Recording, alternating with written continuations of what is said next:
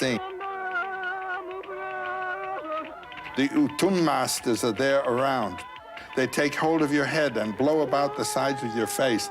This is how you manage to be alive again.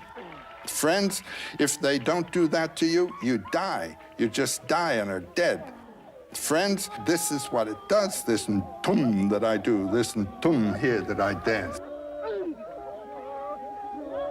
This is an actual experience of transit from the earth through the realm of mythological images to God, or to the seat of power. It becomes something of the other mind of us. It is exactly the other mind. And the way God is imaged, God is transcendent finally of anything like a name of God. As the Hindus say, beyond names and forms, beyond Namarupam, beyond names and forms. No tongue has soiled it. No word has reached it. But Joe, can Westerners grasp this kind of mystical, trans-theological experience? It does transcend theology. It leaves theology behind. I mean, if you're locked to the image of God in a culture where science determines your perceptions of reality, how can you experience this ultimate ground that the shamans talk about?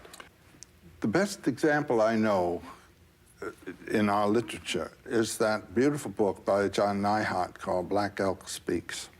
Black Elk was? Black Elk was a young Sioux, or Dakota as it's also called, boy around 9 years old before the American cavalry had encountered the Sioux. They were the great people of the plains.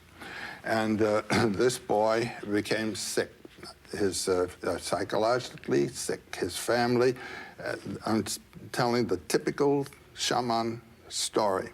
The child begins to tremble and is immobilized, and the family is terribly concerned about it. And they send for a shaman who had had the experience in his own youth to come as a psychoanalyst, you might say, and pull the youngster out of him. But instead of relieving him of the deities, he is adapting him to the deities and the deities to himself, you might say. It's a different problem from that of psychoanalysis, where you remember, I think it was Nietzsche who said, be careful lest in casting out your devil, you cast out the best thing that's in you. Here, the deities who have been encountered, the powers, let's call them, are retained. The connection is retained. It's not broken. And these men then become the spiritual advisors and gift givers of their people. Well, what happened with this young boy, he was about 9 years old, was he had a vision, and the vision is described, and it's a vision prophetic of the terrible future that his tribe was to have. But it also spoke of the possible positive aspects of it.